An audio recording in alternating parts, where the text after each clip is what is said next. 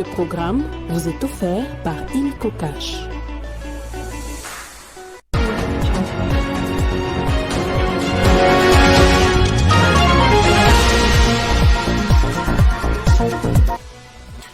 30 juin 2024, 64 ans après l'indépendance, Martin Fayulu appelle les Congolais à se mobiliser pour défendre l'intégrité du territoire national. L'opposant accuse Félix Tshisekedi de faire preuve d'une indifférence coupable, abandonnant la population à son triste sort.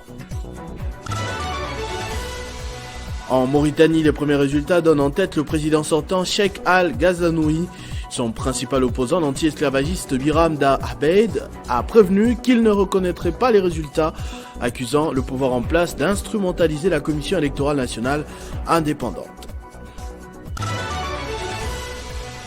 La fête de l'indépendance a aussi été marquée par plusieurs activités sportives à travers le pays, karaté, tennis, tour cycliste.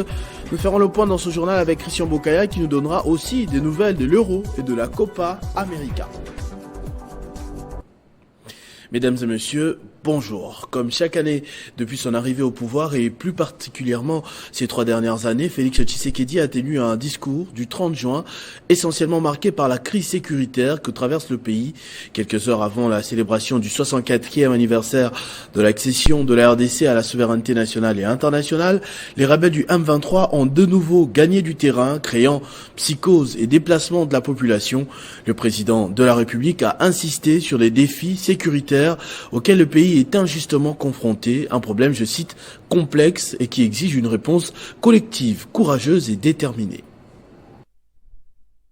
Je suis conscient des difficultés sociales que rencontre la majorité des Congolais au quotidien.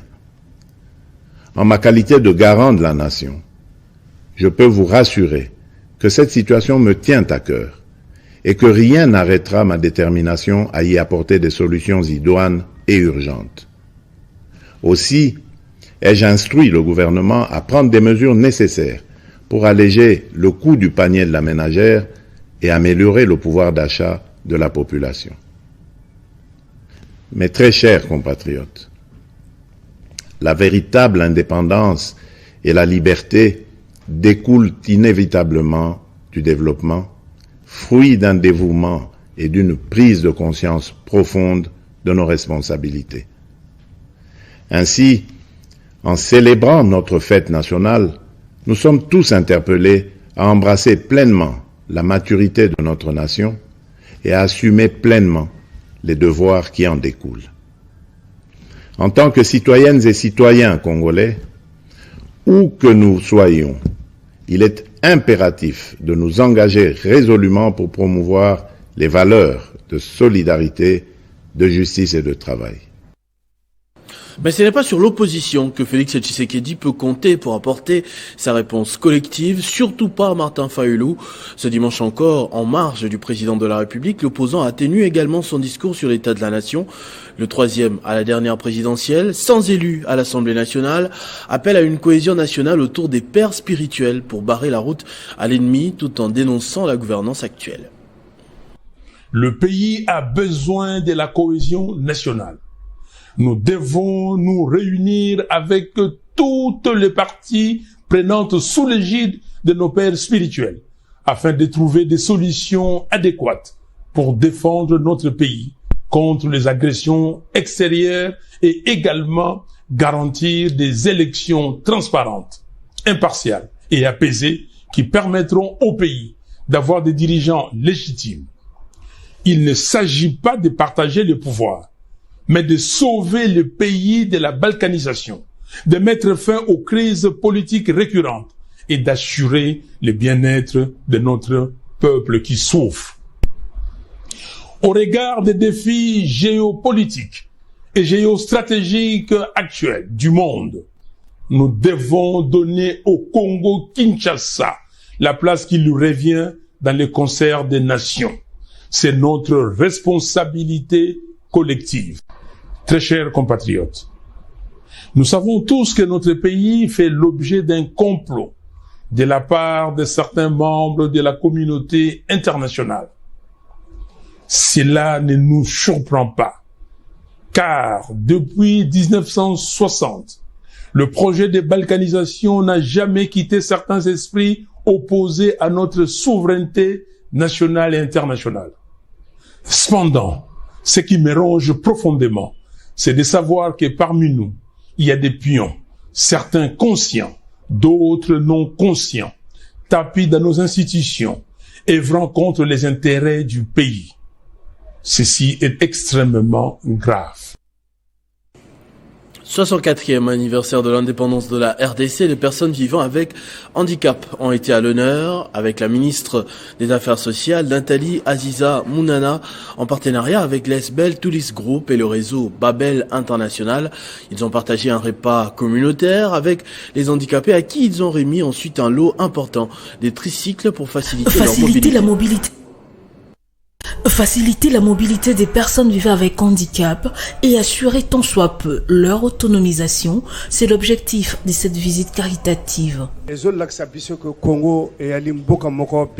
Présidée par Nathalie Aziza Mounana, dans la célébration dénommée Lipanda, marquant le 64e anniversaire de l'indépendance de la RDC. Par cette activité, les personnes avec handicap ont retrouvé le sourire. Être physiquement peut-être réduit, mais le mental doit être fort. Ils ont un mental, quand j'entends comment ils parlent, il est capable de beaucoup de choses.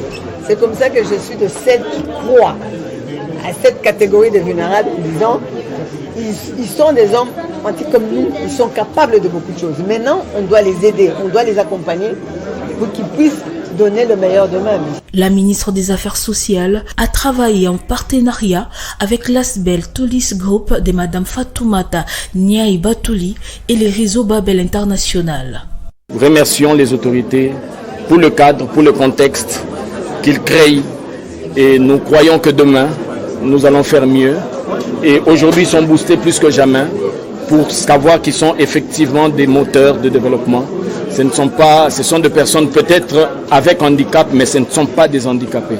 Ensemble, ils ont remis un lot important des tricycles à ces personnes vivant avec handicap après un repas communautaire.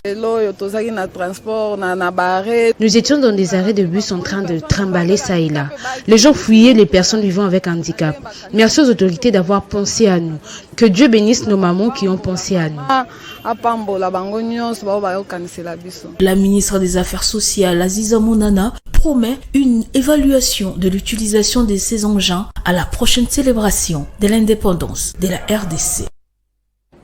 La célébration du 64e anniversaire de l'indépendance de la RDC n'est pas passée inaperçue au Canada. Ce dimanche, Willy Prince Michiki s'est réuni avec la diaspora congolaise vivant au Canada en présence de l'ambassadeur de la République démocratique du Congo, Joska Kabongo Ngoy. Ensemble, ils ont appelé la communauté internationale à venir en aide à la population congolaise victime de guerre depuis des décennies. Depuis le Canada, Willy Prince Michiki, député national élu de Walikale, a célébré le 64e anniversaire d'indépendance de la République démocratique du Congo, réunissant une multitude de compatriotes congolais vivant au Canada. Willy Prince Michiki a fait appel à la communauté internationale pour venir en aide à la population congolaise victime de la guerre injustement imposée par la rébellion du M23 soutenue par les Rwandais, l'Ouganda et les Kenyans qui ne cessent de piller les ressources minières du pays. Alors que la diplomatie parlementaire s'intensifie, le Canada s'est décidé d'accompagner cette initiative prônée par Willy Prince Michiki afin que la paix règne dans la partie est de la RDC. Toujours dans le cadre de la diplomatie parlementaire, Willy Prince Michiki s'est engagé au nom de l'Assemblée nationale congolaise à doubler les budgets des Congolais de la diaspora à travers les ministères des Affaires étrangères et coopération internationale. Les Congolais vivant au Canada présents à cette manifestation saluent l'initiative de l'élu de Walikale qui ne cesse de se battre pour l'intérêt général du peuple congolais. Parce que c'est la commémoration de notre indépendance. Donc vraiment, ça s'appelle Mingi. Et puis, il faut couper ça. Mingi, félicitations à l'ambassadeur parce que l'événement a beau. Avant, il faut reconnaître et donner à César ce qui appartient à César. Il dynamisme vraiment pour Boé. Parce qu'il faut mettre toujours l'image du Congo de l'avant. Pour rappel, c'est depuis les mois derniers que Willy Prince Michiki est au Canada pour intensifier la diplomatie parlementaire et surtout pour plaider pour le rétablissement de la paix à l'est de la RDC. Les chefs scouts de Kinshasa Ouest ont célébré l'indépendance avec la cérémonie de clôture d'une formation des chefs d'unité à l'Institut Bobokoli à Ngalema. Les formations ont essentiellement porté sur les stratégies pour raviver le feu du scoutisme dans le pays en général et à Kinshasa en particulier. Benjamin Moudiata. Étendard du mouvement scout flottant, les chefs scouts du district Kin-Ouest ont passé 3 week-ends de formation à l'Institut Bokokoli à Kinshasa-Ngaliema. Travaillant dur en salle de classe la journée, ces jeunes scouts réunis se sont formés sur des valeurs comme la discipline, le patriotisme et le courage. Mais surtout, munir le chef des unités de toutes les matières essentielles pouvant leur permettre à bien jouer leur rôle. Cette cérémonie de clôture ayant réuni deux invités des différentes qualités a porté sur les stratégies visant à réveiller ces mouvements d'encadrement de jeunes qu'est le scoutisme en République démocratique du Congo en général et à Kinshasa en particulier. Floyd Issa Kabuya, invité à cette cérémonie, a livré ses impressions. Si nous n'avons pas réussi collectivement à faire décoller ce pays, c'est parce que nous, la jeunesse, nous n'avons pas été proactifs, nous n'avons pas joué notre rôle pleinement en rappelant soit aux dirigeants ce qu'ils doivent faire pour nous, soit nous-mêmes en menant une gestion saine de la chose publique. Donc aujourd'hui, cette jeunesse scout qui est disciplinée a conscience de cet enjeu. Et nous pensons que dans 5-10 ans, avec une jeunesse formée, nous pouvons jouer un rôle important pour le développement de notre pays. Les chefs scouts ont tour à tour exprimé leur satisfaction. Je suis vraiment dans la joie pour avoir fini cette session de formation qui a commencé le 1er juin. Contribuons à l'émancipation et à l'évolution du jeune, pas seulement des jeunes, mais nous contribuons au développement de la société. C'est pourquoi je venais dire que notre objectif final est de rendre ce monde meilleur. Je suis très ému. Et les mots ne seront pas suffisants pour pouvoir exprimer la gratitude que j'ai envers notre district, envers le commissaire ainsi que son équipe d'organisation. Entre le feu du joie, le riz, les spectacles et des cris de joie, la clôture de cette formation des chefs de scouts s'est déroulée dans une ambiance bon enfant. Au Sud Kivu, les 12 personnes décédées samedi dernier lors d'un accident de circulation routière sur la route nationale numéro 5, tronçon Bukavu-Nyangezi, reçoivent en ce moment même une cérémonie d'adieu avant le départ au cimetière pour l'inhumation. Le gouvernement provincial du Sud Kivu, dirigé par le professeur Jean-Jacques Pouroussi Sadiki, a tenu à les honorer. Tout ce qu'il faudra retenir, c'est au stade de Roussagaradé de Lubanda, à Luinja, nous sommes en territoire de Mwenga, où les corps de 12 personnes décédées samedi dernier dans un accident de circulation routière sont exposés sous les regards affligés de centaines de personnes venues des villages avoisinants Luinja, des noirs vêtus en signe de deuil, les yeux rivés sur les cercueils, consternation et tristesse. Il est difficile pour les familles proches des victimes de retenir les larmes et l'émotion est vive.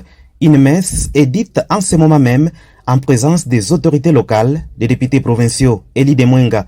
Par ces gestes, le gouvernement provincial du Sud Kivu, dirigé de main de maître, le professeur Jean-Jacques Pouroussi Sadiki, gouverneur des provinces, a tenu ses promesses, celle d'assurer un enterrement digne des personnes décédées samedi dernier lors de cet horrible accident routier sur la nationale numéro 5, en pleine métamorphose. Les cercueils ont été achetés et l'ensemble des frais funéraires couverts. Les blessés, pour leur part, suivent une prise en charge médicale grâce aux moyens disponibilisés par le gouverneur des provinces, Jean-Jacques Pouroussi Sadiki, lui qui s'est engagé de rester aux côtés de ses administrés. Pour rappel, samedi dernier, un véhicule de marque IAS qui quittait la ville de Bukavu en destination de Luinja, en territoire de Mwenga, arrivé à l'endroit dit Toyota, dans le territoire de Kabaré. Le véhicule a connu une crevaison. Soudain, il s'est retrouvé sur une pente. Le président du Rassemblement national, Jordan Bardella, et son parti d'extrême droite ont fait une percée significative lors du premier tour des élections législatives ce dimanche. En tête avec plus de 33% de voix, ils espèrent une majorité absolue au deuxième tour avec pour objectif de gouverner pour la toute première fois depuis la Seconde Guerre mondiale. Alors que le Front républicain traditionnel contre le RN s'est désagrège, le parti pourrait atteindre les 289 sièges nécessaires selon les projections. Les résultats du premier tour montre un Rassemblement national en avance sur le nouveau Front populaire de gauche et le camp d'Emmanuel Macron, ce qui signale un bouleversement politique majeur en France. Le président du Rassemblement national, Jordan Bardella, a exhorté les Français à lui offrir une majorité absolue des législatives. Après une large avance au premier tour le 30 juin dernier, pour la première fois depuis la Seconde Guerre mondiale, l'extrême droite est en position de gouverner. Marine Le Pen, réélue dès les premiers tours, a déclaré que les blocs macronistes est pratiquement effacé. Jordan Bardella, 28 ans, se voit déjà Premier ministre, promettant une cohabitation respectueuse mais intransigeante avec Emmanuel Macron. Le Premier ministre Gabriel Attal appelle à empêcher une majorité absolue du RN, du Rassemblement national, soulignant l'importance des consignes de vote dans chaque circonscription. Emmanuel Macron et d'autres leaders politiques insistent sur la nécessité d'un front républicain pour les seconds tours. Bien que les stratégies varient, à gauche, Jean-Luc Mélenchon et Marine Tondelier appellent à un nouveau front républicain, tandis que les républicains refusent catégoriquement de donner des consignes de vote. Et pour en parler, nous recourons à notre éditorialiste maison, le directeur général de Télé 50 et président des journalistes de Kinshasa, Jean-Marie Kassamba. Bonjour et bienvenue. Merci. On le redoutait déjà avec vous il y a quelques semaines, le Rassemblement national arrive en tête. Est-ce que l'heure du grand bouleversement est vraiment effective? En réalité, ce qui se passe en France, c'est ce qui se passe en Europe et en Occident en général. Aujourd'hui, les extrêmes gagnent de l'espace par peur, parce qu'effectivement, l'Europe vieillit, l'Europe est endettée, il y a énormément de problèmes sociaux, ce qui fait qu'il y a de la résistance de la part des autochtones, de blancs, conservateurs, qui ont peur de quoi? De la mondialisation, qui ont peur du métissage grandissant, mais qui ont peur aussi de perdre des privilèges d'autrefois. Regardez dans beaucoup de pays d'Europe en ce moment, ce sont les extrêmes qui dirigent. Vous avez l'Italie, vous avez la Hongrie, vous avez l'Autriche, vous avez beaucoup de pays qui aujourd'hui, c'est le Front National, pour ne pas dire l'extrême droite, qui est au gouvernement, qui est au pouvoir. La France a vu évoluer pendant très longtemps l'extrême droite, déjà Marine Le Pen, depuis 1974 jusqu'à aujourd'hui. Aujourd'hui, il y aura effectivement un gouvernement de l'extrême droite. Autrefois, c'était le Front National, maintenant c'est le Rassemblement National. La philosophie reste la même, mais avec une majorité relative. Pourquoi? Parce qu'il y a encore la peur de beaucoup de minorités. Il faut se rappeler que la France est un pays des Juifs d'abord. Au début, l'extrême droite, c'est-à-dire le Front National, était anti-juif, on peut le dire, anti-étranger, etc. Marine Le Pen a mis un peu de l'eau dans son vin, avec des jeunes comme Bardella qui aujourd'hui parlent plutôt un autre discours un peu rassembleur, mais en réalité, c'est la peur. Donc, il faut s'attendre au second tour. L'échec complet de Macron. Macron a complètement échoué. Pourquoi? Parce que ce qui était attendu de lui n'a jamais eu lieu. Le bouleversement que Macron avait apporté n'a pas amené du changement majeur. Il y a eu des crises qui sont évitées, gilets jaunes, Covid, et ensuite... ce recours répétitif du 49.3... 49.3 avec la dame qui était Premier ministre, etc. En réalité, la France n'a jamais accepté Macron comme celui qui pouvait réformer. Aujourd'hui, Macron a échoué. Il a tenté, on va dire, un coup de poker avec cette dissolution. Ça n'a pas du tout fonctionné. C'est une leçon à ceux qui pensent toujours à la dissolution comme étant une solution, surtout si vous n'avez pas réglé des problèmes. Hein, vous savez, chez nous, ici, il y a un problème aussi sociaux, qui se pose des problèmes de sécurité, etc. Et à un moment donné, on parlait d'une solution. Il faut faire très attention. Macron vient de l'expérimenter à son départ. Vous parlez d'accident aujourd'hui, mais si l'on se projette, est-ce qu'on peut espérer voir finalement Marine Le Pen présidente de la République lors des prochaines élections présidentielles? C'est très probable. C'est très probable. Pourquoi? Parce que la France se droitise de plus en plus. On peut dire s'extrême droitise de plus en plus. Pourquoi? Parce que je vous ai parlé de la peur, du vieillissement, de l'endettement, on ne le dit pas assez, et que il y a comme de la résistance. Mais ce qu'il faut ne pas négliger, c'est que la France est beaucoup métissée aussi. Il y a beaucoup d'Arabes, beaucoup de Noirs, beaucoup d'Asiatiques, qu'on ne montre pas souvent à la télévision, mais en réalité, à la cité, il y a tout ceci. S'il y a de comportement, on va dire, anti-étranger, anti-immigré, anti-social, ça risque de crisper les communautés. Et la guerre civile dont parlait, par exemple, Macron, eh bien, elle risque d'avoir lieu. Parce qu'hier, on a déjà barricadé les magasins, on avait peur que, voilà, au moment de la publication des résultats, qu'il y ait des émeutes, par exemple. C'est une probabilité, c'est-à-dire que quand vous allez dans les banlieues de France, dans les grandes villes, il y a plus d'étrangers, enfin, des gens basanés que de blancs aux yeux bleus. C'est fini la France métissée, enfin, la France pure, ce qui n'existe pas d'ailleurs. Aujourd'hui, ce qui va se passer en France, c'est qu'avec un gouvernement d'extrême droite, il va y avoir de conciliabule, il va y avoir un peu de compromission de la part de la droite, comme vous avez vu, Éric Tchouti est parti se rejoindre, il y a des compromissions. La droite d'avant va se rapprocher de l'extrême droite, la gauche va cristalliser avec la société civile, avec les associations qui vont pouvoir manifester, et ça sera la Bérésina. Et pour terminer, les conséquences, parce que c'est pas sans conséquences. On a l'Europe en guerre, certes, des conséquences au niveau de l'Europe, mais aussi de l'Afrique. Quels seront les rapports désormais? Alors, les conséquences sont... En fait, on ne l'explique pas très assez. La France vit grâce à l'Afrique, entre autres. La zone franc apporte énormément à l'économie française. La France vit parce que les Noirs, les Africains, les Maghrébins travaillent dans la restauration, dans les travaux publics, dans la santé publique. Tous ces gens-là, ils viennent de l'étranger. Le jour où il y aura un gouvernement en France qui va pouvoir stigmatiser ces gens, il risque d'y avoir des grèves. Les éboueurs de Paris, par exemple, sont principalement que des Noirs. Donc, il va y avoir tellement de problèmes que ça ne va pas se régler. En réalité, le Rassemblement national de Marine Le Pen voulait seulement accéder au pouvoir. Une fois qu'ils vont accéder au pouvoir, ils vont faire beaucoup de renoncements. Il va y avoir des mesurettes un peu du genre symbolique, privilégier le français, des souches, etc. Mais qui est français des souches encore? C'est très rare. La plupart de ceux qui font ces types de débats sont eux-mêmes issus de l'immigration. Et donc, ne vous attendez pas à un changement radical en France. Il va y avoir un pouvoir d'extrême droite, mais en réalité, les rapports avec les pays africains vont se faire au cas par cas.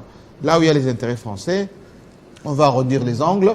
Et là où il faut faire des petites mesurettes un peu, je dirais, symboliques, on va le faire. Ça sera comme la Hongrie, ça sera comme certains pays, comme l'Italie par exemple, qui a régularisé énormément d'étrangers, alors que la dame Mélanie disait que l'Italie aux Italiens.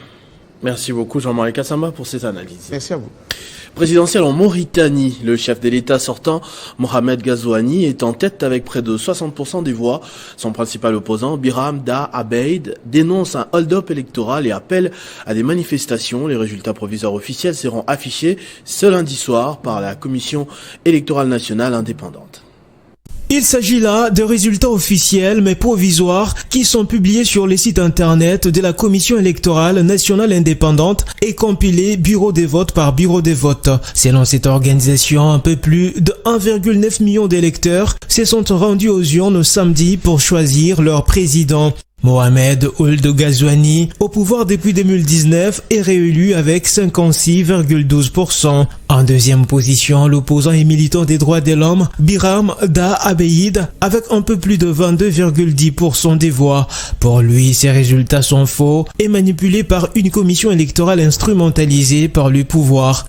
Biram Da Abeid accuse par ailleurs la CENI des bourrages d'urnes dans quelques 700 bureaux de vote où les représentants de son parti auraient été chassés. Rejetant ces résultats, ce dernier dit procéder à son propre comptage et promet de rendre ces derniers publics dans les prochaines 24 heures. De son côté, le candidat islamiste des Tawassoul, premier parti d'opposition à l'Assemblée nationale, Hamadi Ould Sidi El Mokhtar, se classe troisième avec 12,76% du suffrage. Samedi, il a déclaré rester attentif à tout manquement tout en appelant ses militants à s'éloigner de tout ce qui peut créer le désordre et perturber la tranquillité des gens.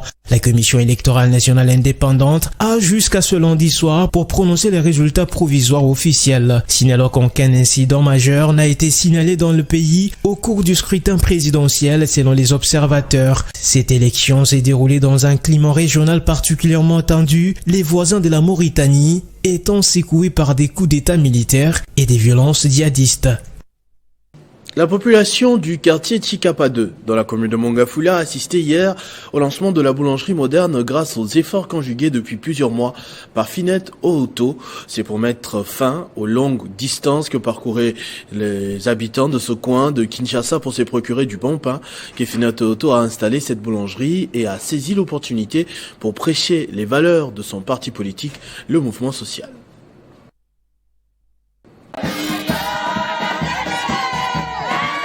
C'est une première au quartier Chikapa 2 dans la commune de Mongafula. Madame Pinette Ooto a permis à la population de ce coin de Kinshasa d'avoir une boulangerie moderne pour soulager un tant soit peu à quelques difficultés auxquelles elle fait face et éviter des longues courses pour se procurer du bon pain. Il y a des mamans qui quittent trop loin d'ici, ils vous vont loin, 2 kilomètres, ils font le pied pour aller prendre le pain.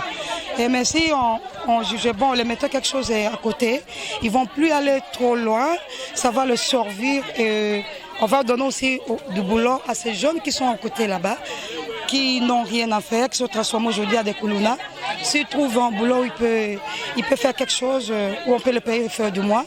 Il restera à la maison, il ne va pas plus voler ou bien faire le koulouna. Accueillie sous les ovations frénétiques des riverains de cette boulangerie, Madame Ooto a expliqué la motivation de l'implantation de cette boulangerie à Chikapa 2.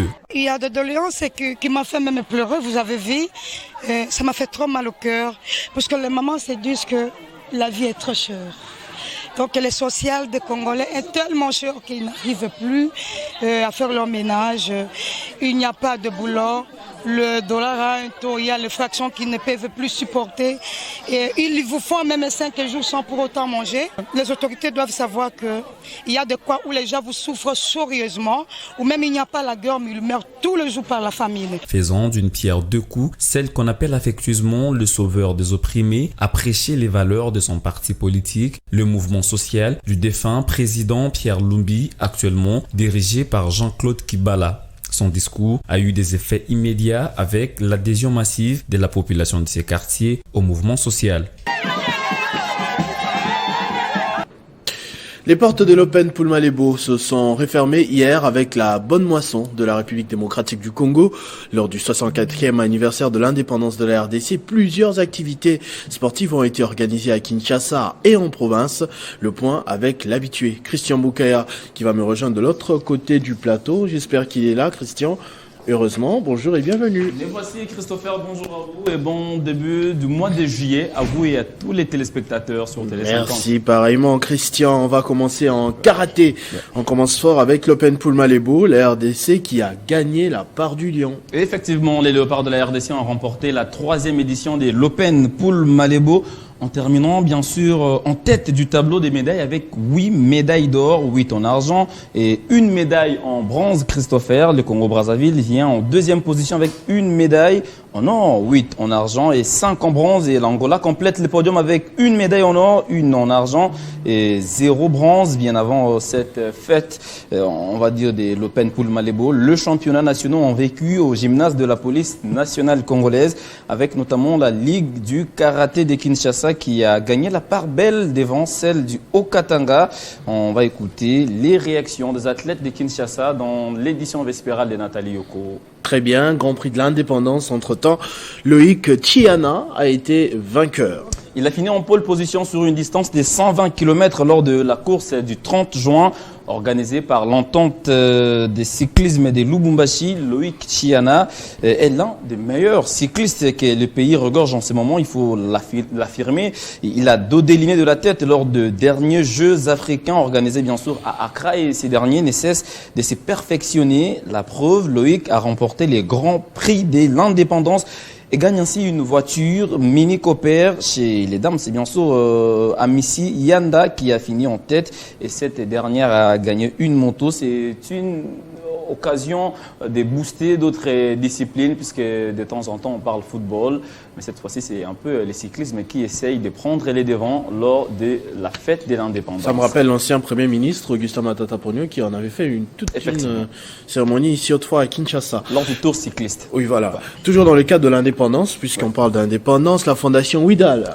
Guy Luando a offert un intense spectacle de tennis au cercle de Kinshasa. C'était plutôt une semaine de gaieté pour les amoureux de la petite balle jaune avec des finales... La balle elle est jaune ou verte? Les deux. Les deux. Tantôt c'est jaune, tantôt, mais la petite balle jaune. Je vous l'accorde. Ouais. Alors, avec des finales spectaculaires, Christopher, organisées au cercle de Kinshasa par la Fondation Widal.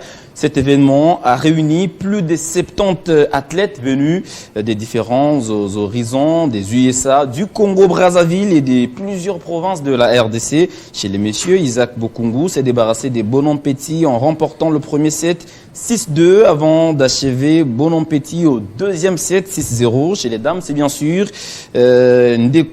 Kati Ndeko qui a triomphé en renversant en finale Gloria Kanda 3-6, 6-3 et 6-0. Les athlètes ont salué l'initiative de la Fondation Widal qui dirige Guy Luando Mboyo sous la direction de Madame Déborah Luando. Un peu comme lors du karaté, on écoutera d'autres réactions dans notre journal des sports des 19h45, Christopher. Handball, le championnat de Kinshasa reprend dans 48 heures. Dans 48 heures exactement, et l'annonce a été faite par le vice-président de la Ligue des handball de Kinshasa. C'était bien sûr ce lundi. Devant la presse sportive, ce championnat va s'organiser au gymnase du stade de martyrs de la Pentecôte. On écoute ici Tom Kisenda Matondo. Nous avons relancé les activités de la Ligue de handball de Kinshasa, et cela sous l'impulsion du président de la Fédération de handball, M. Amos Mbayo. Et le championnat a déjà été lancé. Nos amis de Lubumbashi viennent aussi de relancer le championnat provincial de handball à Lubumbashi. Et nous avons eu arrêté juste pour retracer quelques éléments administratifs. Et déjà, là, le championnat redémarre déjà, et avec les clubs qui sont en vue. Et aussi, ça nous permet surtout de pouvoir faire asseoir certaines choses du fait que le handball à Kinshasa n'était plus en vue compte tenu de certaines difficultés. Le championnat est déjà en train d'être joué. Déjà ce mercredi, nous aurons des matchs, et le samedi et le dimanche également. Et puis la semaine prochaine, nous continuons nos activités normalement dans le gymnase du stade de Martyrs, et c'est là que se jouent tous nos matchs. C'est une grande joie. Pourquoi? Puisque c'est une première, c'est la première fois que notre pays va pouvoir recevoir une telle grande activité. Dans aucune autre discipline sportive, ça a déjà été fait. Donc le handball, ça sera la première fois que une Coupe d'Afrique de Nations soit organisée ici dans notre pays. En Euro 2024, place au 8e de finale, Christian. Alors, on va parler des huitièmes de finale, même si on connaît déjà les deux premières combinaisons de quarts de finale, Christopher. Alors, petit à petit, la compétition devient succulente avec de belles affiches. Ça a pris du temps. Bah oui, l'Angleterre, par exemple, a obtenu son ticket pour le quart de finale. Jude Bellingham, qui a sauvé en tout cas sa nation en inscrivant les buts égalisateurs en toute fin de la partie, permettant ainsi à Harry Kane d'inscrire son ticket pour le quart de finale. Et c'est bien sûr l'Espagne, la Rora, des quarts de finale sont connus. Espagne, Allemagne, Angleterre, Suisse. Et c'est déjà pour ce vendredi. Vous voyez déjà le premier qualifié des demi-finales? En tout cas, je souhaite que le pays organisateur soit devant, mais on va attendre parce qu'il y a eu beaucoup de surprises, comme vous le dites vous-même. Ouais. L'Angleterre malmenée hier, j'arrivais à peine à le croire, mais gloire aux grandes nations de football. Effectivement.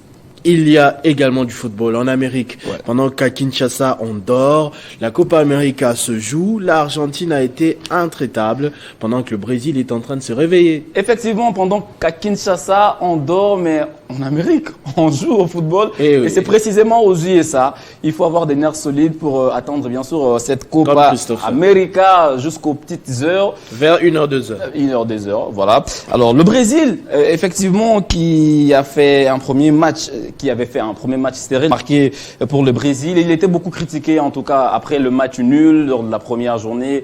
On a vu que les joueurs brésiliens ont été beaucoup critiqués, avec Ronaldo qui a dit... Ronaldinho ou bien Ronaldo? Ronaldo. Même Ronaldo aussi. Ouais, qui a préféré suivre plutôt un match de tennis plutôt qu'un match de football, puisque ça devenait un tout petit peu ennuyant. Voilà, Christopher. Alors, c'était bien sûr contre le Paraguay, qui est le grand Brésil. Là, c'est un 5-9. Et sa dernière victoire remonte contre le Pérou, où les coéquipiers de Léo Messi s'étaient imposés sur le score. Sans lui. 2 buts. Ouais. Sans lui, je ouais, crois, mais il a été touché aux adducteurs. Ouais. Il a touché aux adducteurs, il était sur le banc. Oui, il a été touché, mais je pense que c'est une politique. Il faut les garder puisque l'Argentine était déjà qualifiée. Le match contre le Pérou n'avait pas un grand enjeu. C'était important et surtout prudent de les laisser sur les bancs. Sinon, le rendez-vous est pris pour ce match-là. On attend voir aussi le Brésil en quart de finale. Grand match de Lautaro Martinez, surtout à hauteur d'un doublé cette nuit-là. Bon, cette journée-là aux États-Unis, cette nuit-là à Kinshasa. Ouais, effectivement. Merci beaucoup, Christian Bokaya. On retrouve la rédaction sportive de Télé 50 à 19h45. Ce sera avec Nathalie Composo. J'ai dit la rédaction sportive. Je précise et je confirme. D'accord, merci beaucoup.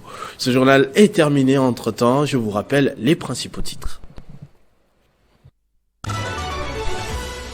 30 juin 2024, 64 ans après l'indépendance, Martin Fayulu appelle les Congolais à se mobiliser pour défendre l'intégrité du territoire national. L'opposant accuse Félix Tshisekedi de faire preuve d'une indifférence coupable, abandonnant la population à son triste sort. En Mauritanie, les premiers résultats donnent en tête le président sortant, Cheikh Al-Ghazouani. Son principal opposant, l'anti-esclavagiste Biram Dad Abeid, a prévenu qu'il ne reconnaîtrait pas les résultats, accusant le pouvoir en place d'instrumentaliser la Commission électorale nationale indépendante. La fête de l'indépendance a aussi été marquée par plusieurs activités sportives à travers le pays, karaté, tennis, tour cycliste. Nous avons fait le point dans ce journal avec Christian Bokaya qui nous a aussi donné rendez-vous ce soir, 19h45, pour plus d'informations. Ne nous quittez pas, tout de suite la revue de presse avec Benjamin Moudiata.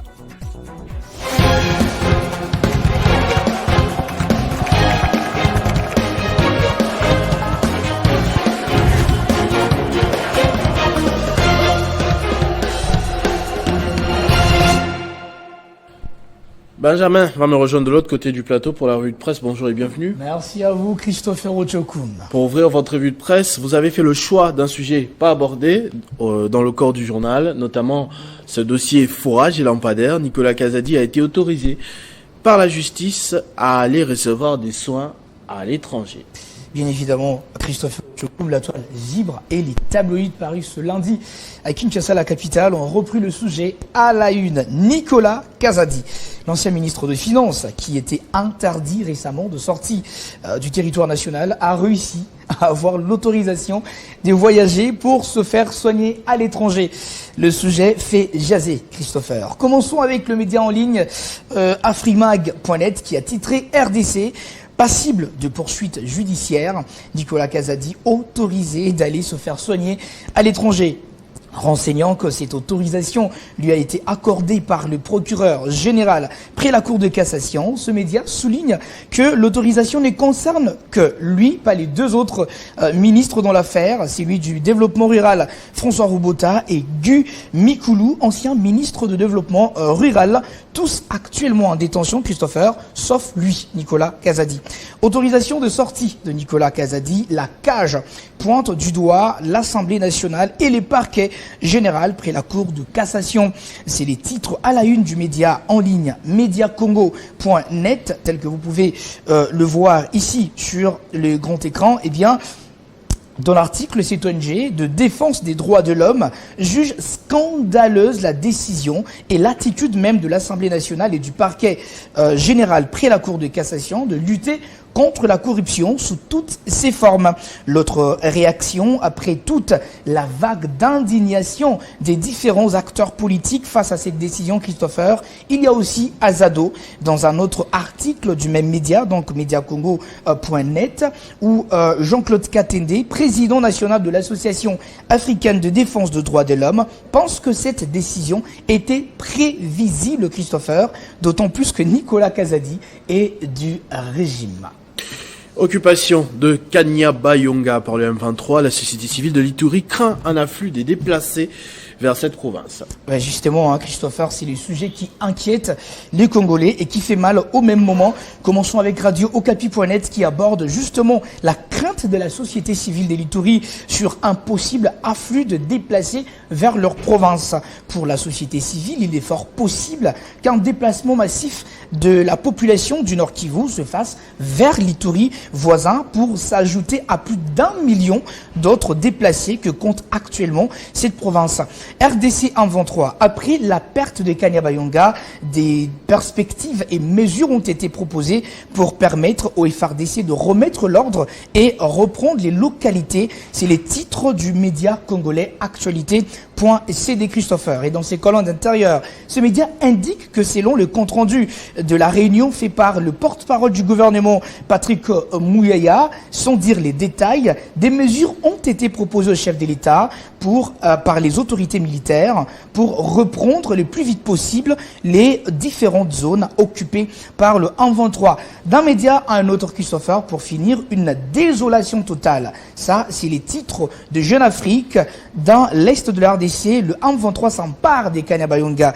C'est le regret qu'exprime cet article de Jeune Afrique, Christopher. Et bien, justement parce que, selon l'article, la ville de Kanyabayonga est considérée comme un verrou contrôlant vers le nord les accès aux villes de Butembo et Beni, fief de l'importante tribu Nandé et grands centres commerciaux du pays, mais aussi sa proximité avec la ville de Goma qui continue d'inquiéter.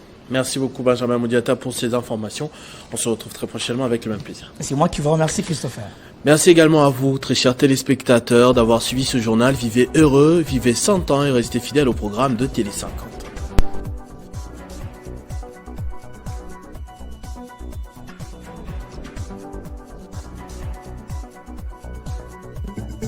Retrouvez toute l'actualité en continu sur www.tele50.cd.